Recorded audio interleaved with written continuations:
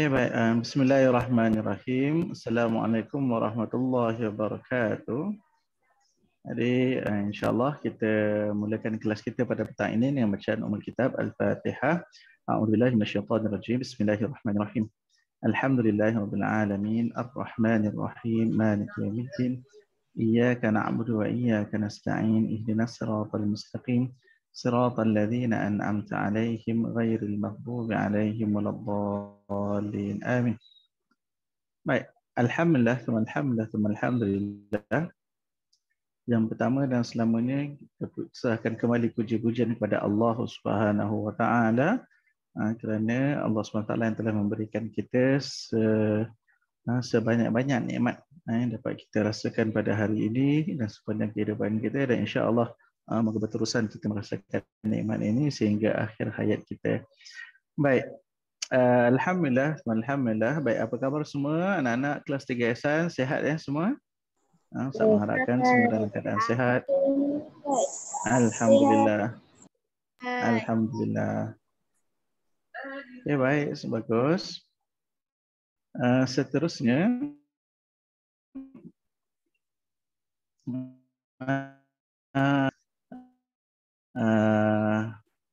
berpuasa 6 dalam bulan Syawal, 6 hari bulan Syawal.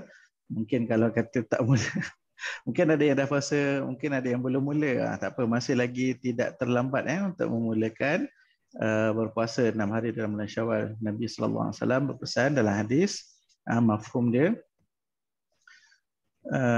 barang siapa yang berpuasa sebulan dalam bulan Ramadan kemudian menambah puasa 6 hari dalam bulan Syawal, maka dia akan mendapat pahala seolah-olah berpuasa sepanjang tahun. Baik, ala kulli hal, insya-Allah kita akan teruskan kelas kita pada hari ini. Ustaz akan kongsikan paparan slide untuk semua pelajar boleh ikuti, tengok sama-sama, dan kita akan masuk ke dalam tajuk pelajaran yang kedua bagi sajak akidah tahun 3, iaitulah berkenaan dengan beriman kepada hari kiamat.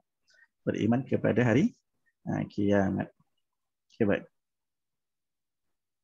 Baik, insya-Allah di dalam bahagian beriman kepada hari kiamat ini ada beberapa bahagian ataupun ada beberapa pecahan subtopik yang kita akan dengarkan, iaitulah yang kita akan belajar pengertian hari kiamat, hukum beriman pada hari kiamat, dalil tujuan dijadikan hari kiamat, tanda-tanda nama hari kiamat, dan juga kesan beriman. Baik, jadi secara umumnya kita sudah sedia maklum dan mungkin kita dah banyak kali mendengar sebelum ini berkenaan dengan apakah itu hari kiamat. Dan kita tahu secara kasar hari kiamat itu ialah pengakhiran bagi kehidupan alam di dunia ini. Maka perpindahan daripada alam dunia kepada alam akhirah. Ataupun kalau bagi setengah orang yang mungkin Allah SWT matikan dahulu, maka tidak akan sempat melalui hari kiamat. Maka dia akan melalui alam barzakh dahulu, barulah dia akan menghadapi hari kiamat. Dan ada bahagian manusia yang lain, dia akan hidup sehingga sampailah kepada hari yang terakhir. Ada dunia ini, di alam ini barulah terjadi hari kiamat. Maka berbeza ala kulli hal, maka hari kiamat itulah hari di mana permulaan kepada hancurnya dunia, selesainya alam yang kita duduki sekarang ini, dan berpindah kepada alam akhirat, hari kiamat. Baik.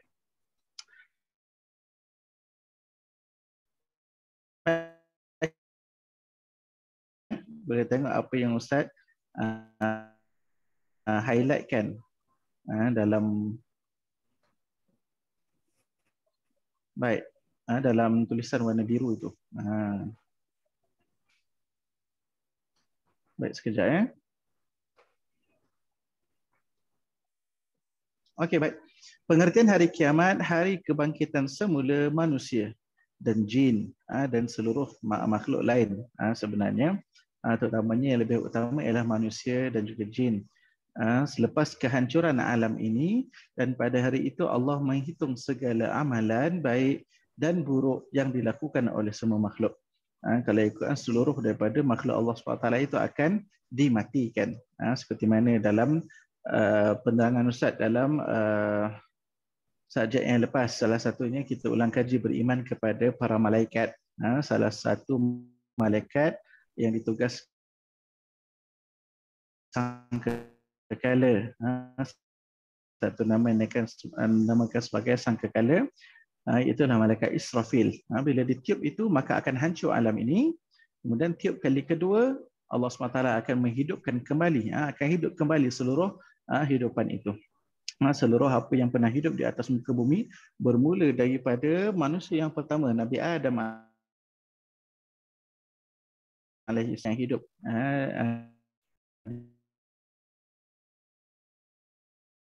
di hari kiamat. Kemudian kita tengok apakah hukum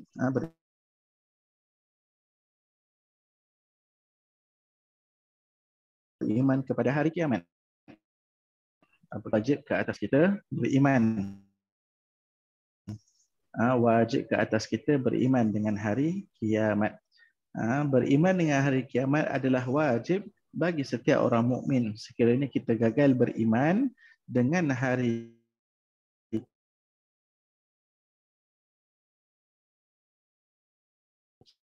kiamat, maka beriman kepada rukun iman yang 6. Hari kiamat ini salah satu daripada rukun iman. Nak tak nak wajib untuk kita beriman. Tidak boleh kita pilih-pilih.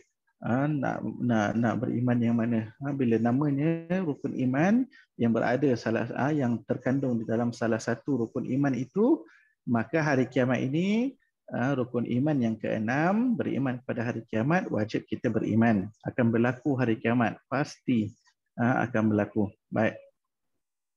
Jadi hukumnya, ringkasannya mudah saja, wajib kita beriman. Baik, mari kita tengok dalil ataupun apakah bukti. Apakah bukti? Baik, sekejap . Baik, kita tengok dalil ataupun bukti yang Allah SWT memberikan isyarat kepada kita bahawa hari kiamat ini pasti dan betul-betul akan berlaku. Baik, maka itulah yang disebutkan di dalam surah Az-Zalzalah. Surah Az-Zalzalah. Biasa kita baca dah kan? Anda biasa dengar. Baik, Ustaz nak minta Aish Haikal. Boleh tak bacakan surah Az-Zalzalah?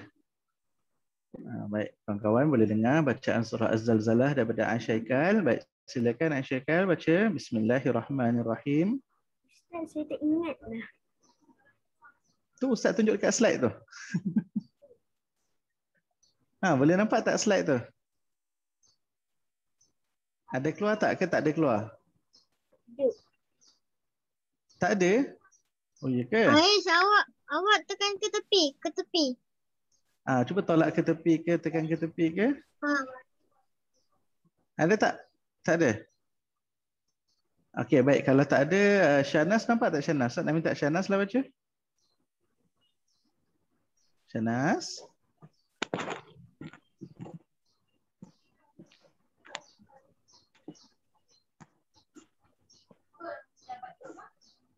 Mana Shanas? Shanas pun hilang. Tadi ada Shanas. Tak apalah kalau tu kita minta siapa lagi ada. Saat tengok sekejap siapa ada. Muhammad Rafiuddin. Muhammad Rafiuddin nampak tak slide tu? Boleh tak baca? Okay, tekan mikrofon tu dan baca. Okey, baik. Sama-sama kita dengar bacaan. Yang surah tu Ustaz. Ya, yang Ustaz dah tunjukkan tu. Surah Az-Zalzalah. Bismillahirrahmanirrahim. Iza zulzilat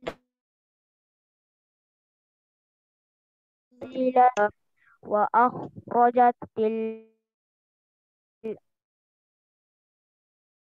ardu qala al-insanu ma laha yawma idzin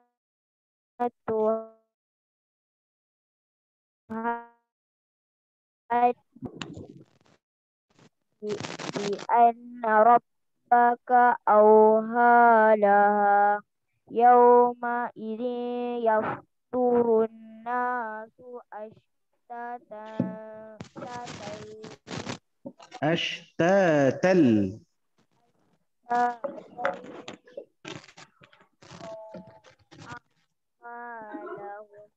Baik.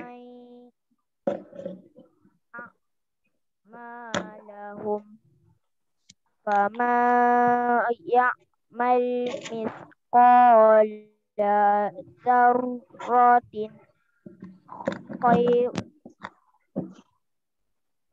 khairan yarah.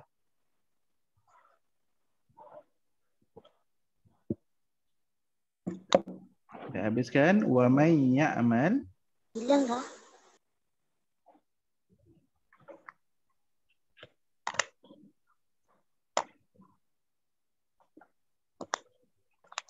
Kena Muhammad Rafiuddin tak habiskan tu ayat terakhir wa man ya'mal mithqala dzarratin syarran yarah.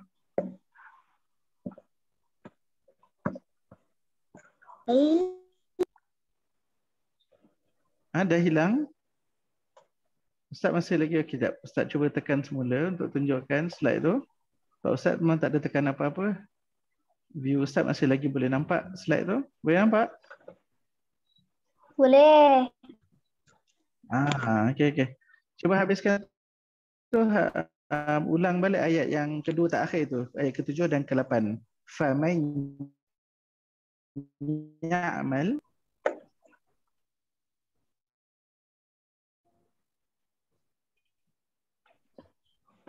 boleh tak Muhammad Rafiuddin?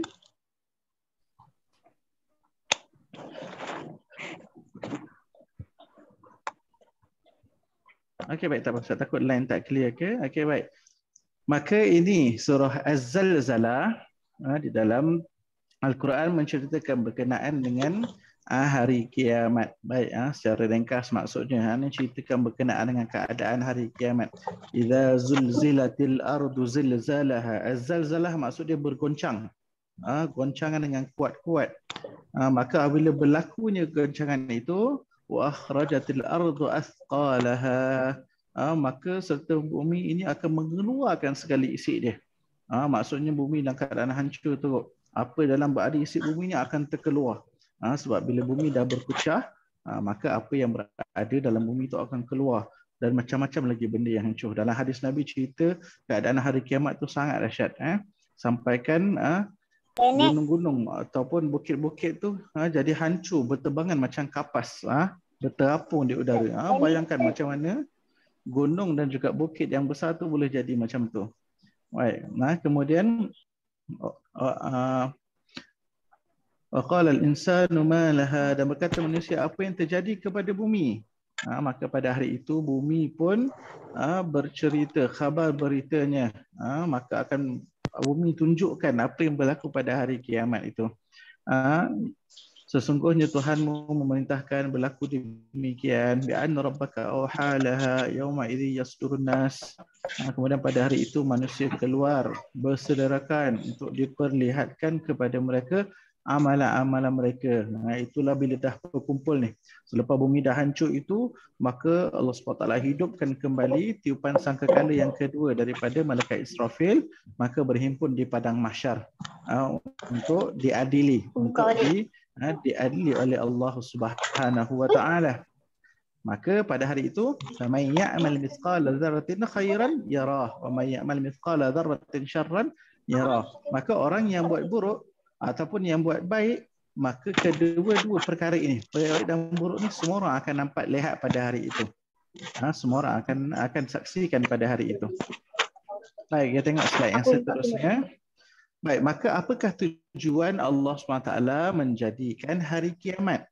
Baik, maka kita tengok satu persatu apakah tujuan Allah SWT menjadikan hari kiamat. Yang pertama, keadilan Allah, iaitu menjadi bukti Allah itu bersifat adil. Apa dia? Sebab hari akhirat ini menjadi timbal balik ataupun tempat pembalasan itu diberikan kepada Allah, sama ada yang baik atau buruk.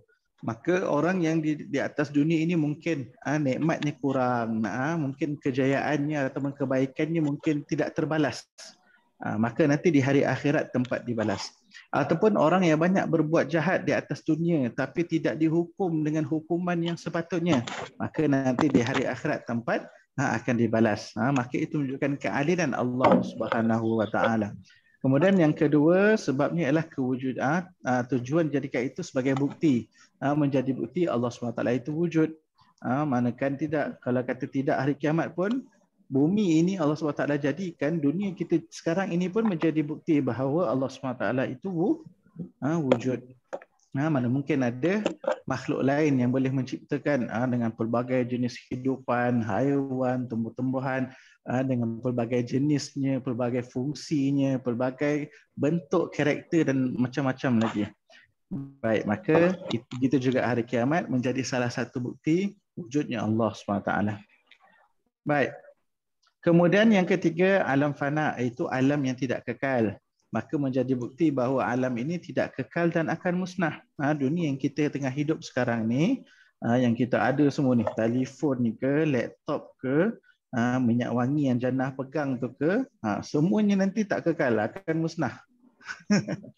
Semuanya akan musnah, tak kekal. Tak ada apa-apa yang akan kekal di dunia ini. Kita semua nanti pun tubuh badan jasad kita ni pun akan dimusnahkan.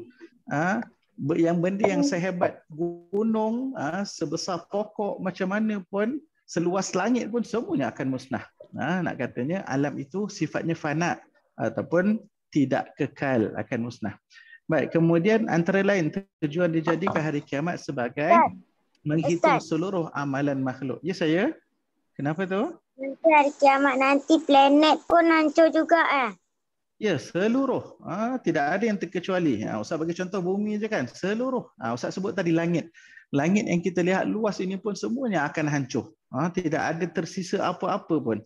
Dalam satu hadis kursi, pernah Nabi SAW sebutkan, nanti bila berlakunya hari kiamat itu, selepas dah hancur semua, selepas ditiupkan sangkakala itu oleh malaikat Israfil, semua akan hancur, kecuali akan tinggal dua saja, iaitu Allah dan malaikat Israfil.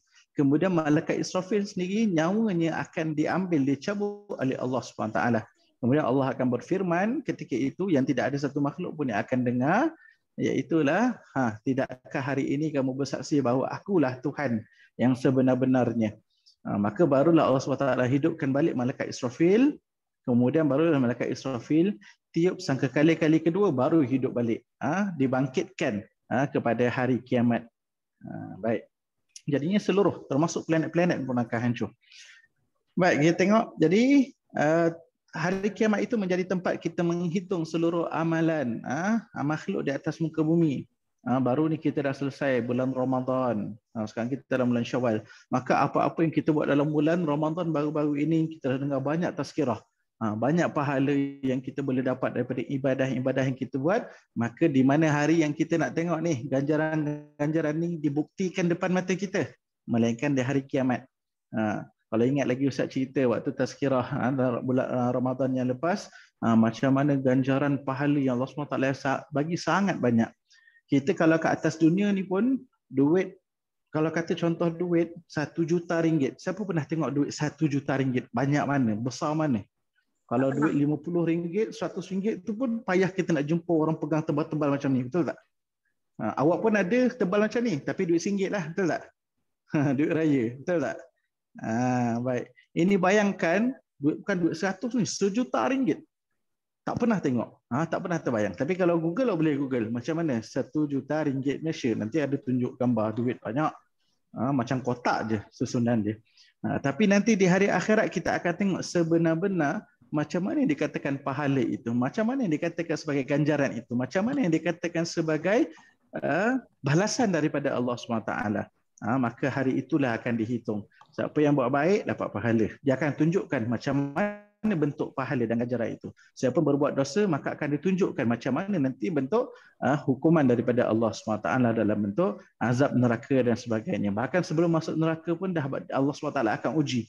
Permulaan selepas dibangkitkan oleh tiupan sangkakala, selepas ditiup sangkakala kali kedua oleh malaikat Israfil, berhimpun di padang mahsyar tu Allah dah uji dah. Ada yang dapat nikmat, ada yang dapat azab. Ada yang Allah SWT bangkitkan penuh, macam mana badan dihidup di atas dunia, macam tu juga. Tapi ada dibangkitkan hudung, tak ada tangan, tak ada kaki. Ada dibangkitkan cukup, tapi kepala dia bentuk binatang. Ada bentuk kepala monyet, ada kepala anjing, ada kepala khinzir. Dan ada juga dalam berbagai bentuk. Ada yang lengkap berpakaian, ada yang dalam keadaan telanjang bogel, tak ada pakaian pun dekat badan dia, dan bermacam-macam keadaan lagi. Jadi kat padang mahsyar pun Allah dah uji, apatah lagi hukuman dan juga balasan nanti sama ada syurga atau neraka lebih lagi dahsyat.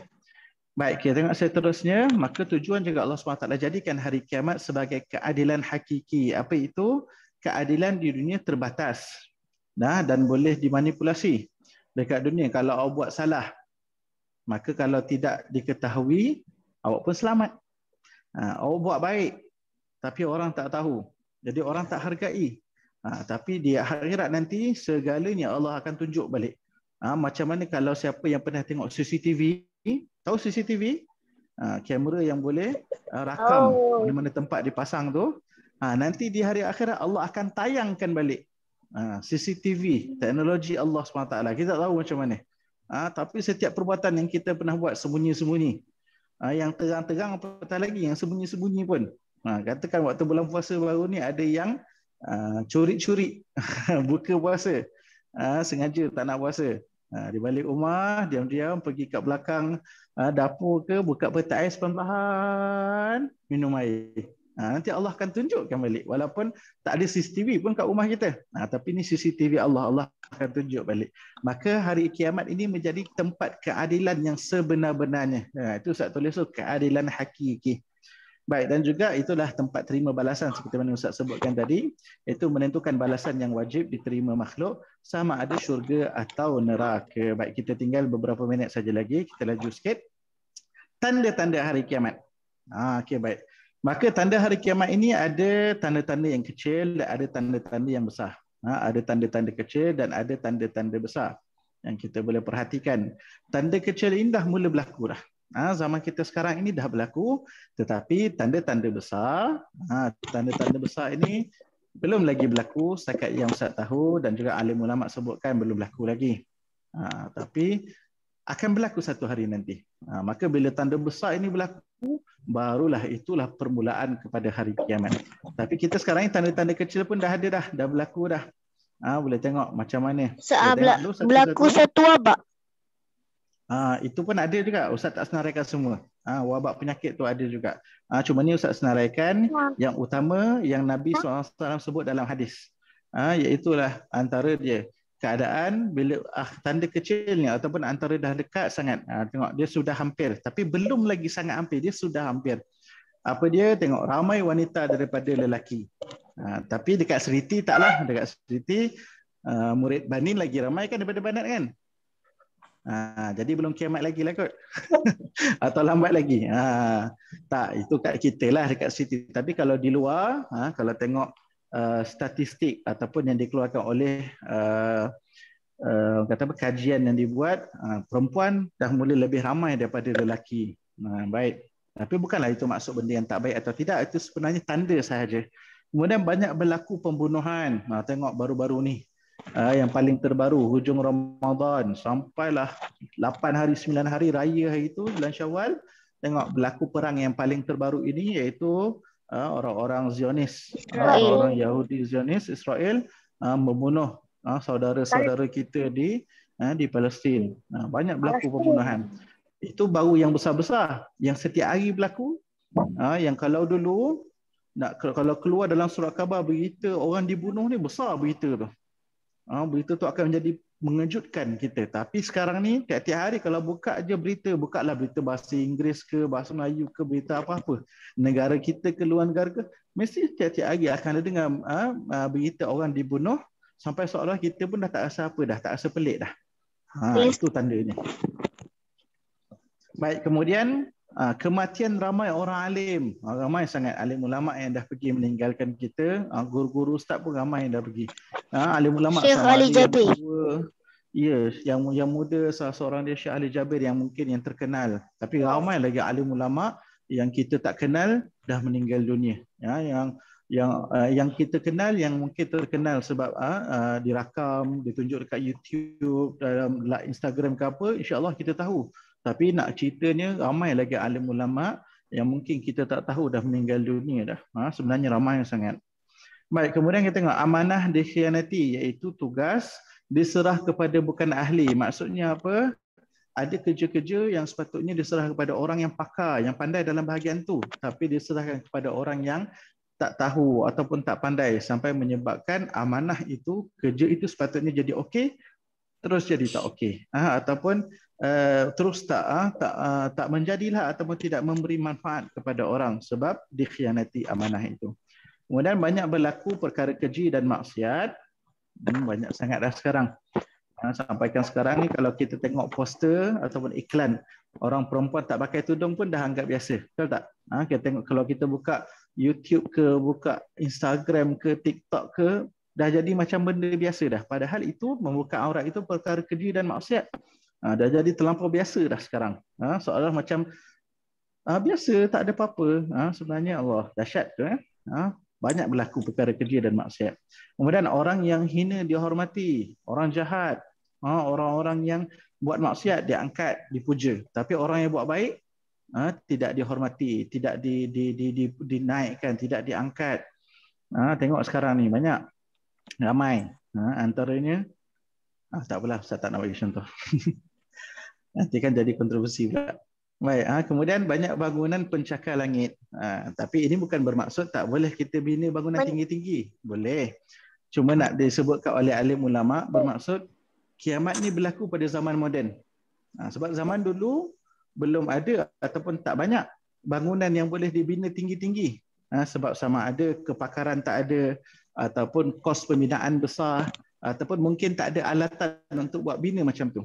Tapi nak katanya sekarang ini kita tak pelik dah. Sekarang ni menara tertinggi pun ada dekat Dubai, Burj Khalifah. Tinggi dia daripada tanah sampai ke lebih daripada awan. 1 kilometer lebih. Tinggi sangat. Itu pun dengannya ada awak nak buat menara lagi tinggi daripada itu. Bermaksud bukan salah, tak salah buat menara. Tapi nak tunjukkan kiamat tu akan berlaku pada zaman moden. Zaman orang boleh buat menara tinggi-tinggi.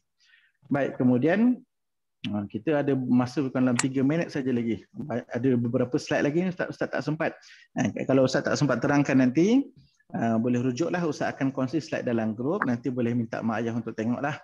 Cumanya tak ada penerangan cerita daripada Ustaz lah. Okey, baik. Ustaz baca laju lah, tanda besar. Nanti kalau ada rezeki nanti Ustaz akan cerita lebih dalam lagi, lebih detail lagi waktu kat kelas.